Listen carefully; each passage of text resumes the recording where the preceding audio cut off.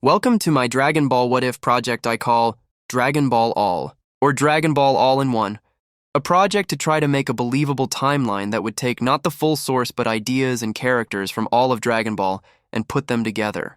By this I mean incorporating characters and concepts from the movies, seasons, and games and make a story that could use them all. Even with just the anime seasons they made don't line up and are not able to fit all together. At first then timeline was Ball, Z, then GT. After they added Super and GT was no longer canon, then Diema got made and no one knew how to fit it, and now even Super is not canon as they are remaking the new canon now. With all of this, it got me thinking, how would a universe looked if the Z fighters fought through all the events, or at least all the villains of the movies? What if some of the game's characters like Xenoverse, Fighters Z, or Heroes was in the mix? Or if non-canon timeline characters still entered the ring? That's why I decided to call this idea Dragon Ball All in One. This is my what if. Trying to incorporate all that I can, even if some timeline events get pushed back or rewritten to fit the existing changes as the timeline continues. So this is my episode 1 pitch for Dragon Ball All in One. In the age 737, on the planet Vegeta, once known as Planet Sadala, two Saiyans said goodbye to their youngest child and sent him to Earth to conquer it and keep him away. As Lord Frieza approached and would later be known, destroy the planet. Their boy Kakarot would be sent to the planet Earth conditioned to destroy all life that walks upon it, so it could be sold to the highest bidder, only to fall and hit his head, loosing all that he was conditioned to do.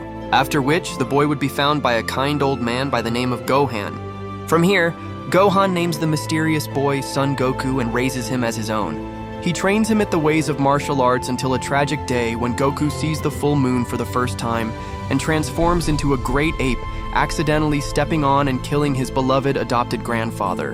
For the next few years, Goku would continue to live alone at his grandpa's home by living off nature and practicing his martial arts. And now the true beginning of our tale, a tale where the story will diverge from its normal path. A lot of moments will be the same while others will change. In the age 749, while Goku was out fishing, trying to catch some lunch, when suddenly a loud teenager came speeding down the road he was traveling on in a capsule car at high speeds. After Goku attacked and destroyed the car as he thought it was a monster, a girl emerged from the wreckage screaming about him attacking her. After she introduced herself as Bulma, she explained that she is looking for the Dragon Balls. The normal interaction occurs regarding Goku's 4-star ball.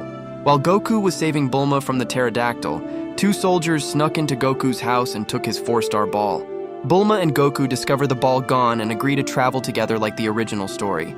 The two travel until, on one of their rest stops, they come across a stranded sea turtle trying to get home. After taking Turtle to the sea, he brings back Master Roshi, and as thanks bestows Goku the flying Nimbus. In this universe, I'm going to say that Roshi started to demand to be flashed for the Dragon Ball he has, but Turtle reveals that Bulma is underage and stops Roshi from committing a crime. Note, I'm not against the perverted humor of Master Roshi, but I draw the line at underage creeping. Need I remind fans Bulma at the moment is 16, so I changed the scene. The pair continue their journey until they find the third Dragon Ball.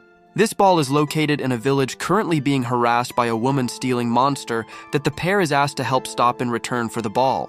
This monster turns out to be none other than Oolong, who wanted to get rid of the girls anyway and ends up joining Goku and Bulma on their journey. Not long after, the story continues to the point they meet Yamcha. This stays the same until near the end of the encounter, when this small gang of villains, later introduced as Pilafed, and his servants show up and temporarily steal the Dragon Balls while they were dealing with Yamcha. The group follows Pilaf to his castle and goes through his traps to only find that Pilaf had the Dragon Balls stolen from him by the soldiers of King Gurumes. Goku and his friends once again began to start a journey to retrieve the stolen balls. They stop by Master Roshi to get his help in removing the fire from the Ox King's mountain like normal, and Goku is able to replicate the Kamehameha. Here the connection with Chi-Chi is made like before. Roshi gave them the last ball, leading the group to confront the evil King Gurumes like in the movie. The only difference now is that there is no village girl, and instead, Chi-Chi is there to help, and she reveals that Gurumes is the one who set her kingdom on fire in search for the blood rubies. During the battle, Yamcha tries to convince General Pasta that she can change, but she wasn't hearing it. She was blinded by greed and decided to use the opportunity of the battle to steal the king's blood rubies while he was distracted and fled the battle. Goku tries to use his new technique of the Kamehameha on the king to only discover that the Ruby's curse has mutated him into some giant that can absorb blows, and the more he hit him, the bigger he got. Soon he grew so big that he broke the castle ceiling, reveling the full moon. Goku transforms into a great ape and overpowered the king. Yamcha, in an act of desperation, accidentally cuts off his tail, reverting him back to normal, and the king starts to get up. Angry from being overwhelmed, Bulma throws the last Dragon Ball in his mouth and summons the dragon while they were still inside him. The king exploded from the force of the dragon, and Bulma sacrificed her wish to restore all the land that was destroyed from King Guruma's greed in search for more rubies.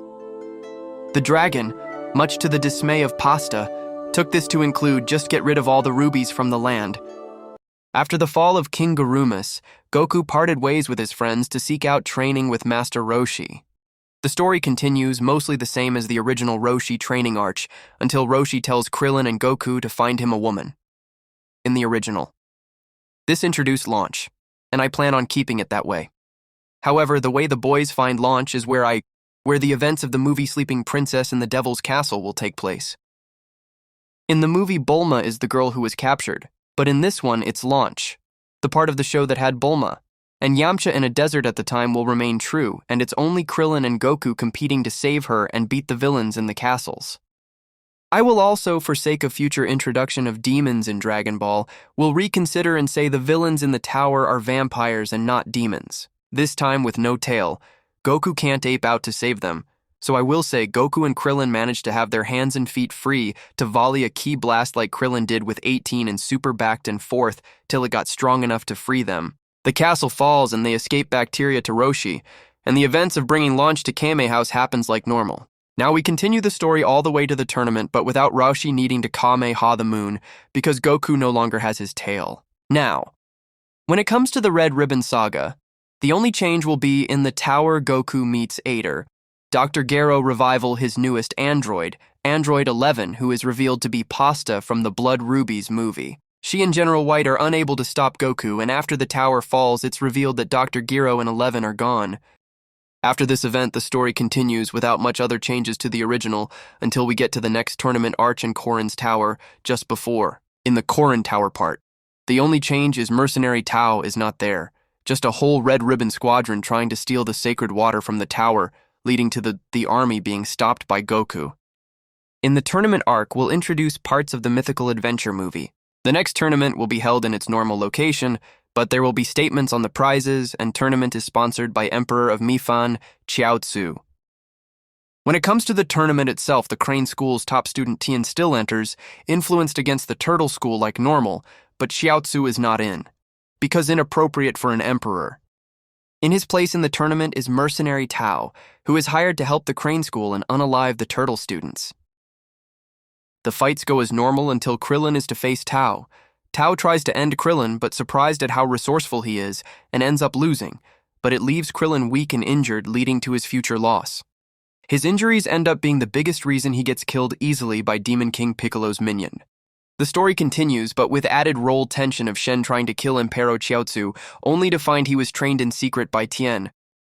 This leads to Tien helping him and realizing the evil ways of his master. They rebel and kill Shen, then help the Turtle School look for the assassin that took out Krillin.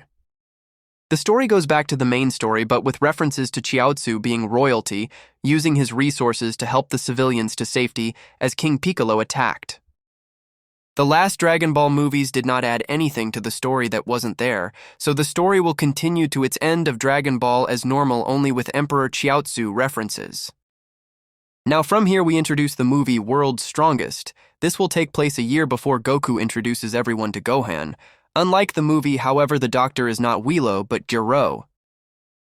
And instead of that old assistant, it's Android 11.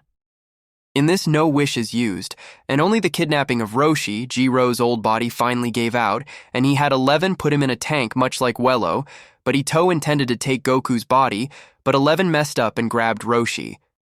The movie plays out minus anything with Gohan, Bulma, and Piccolo, and is mostly Goku being invited to swap with Roshi, and him ending up saving him. The 3 Bio Warriors will be swapped with androids 9, 10, and 12, with 11 helping. 9 will be the Vampire Lord from the Devil's Tower movie. 10 will be the Blood Rubies general that fought with Pasta, and 12 will be Mercenary Tao to Goku's surprise. And this is the end of the Dragon Ball era. In my next part, we will begin to enter the more tricky-to-merge Z era. Hopefully I can do a good job. Let me know in the comments what you think of how I did so far melding Dragon Ball movies and one Z movie into the OG Dragon Ball era. What do you expect for the future of the timeline, and how would you do it? I want to know. We still have the Z, Super, Manga Super, GT, Daima, games, and movies to go. Let's have fun.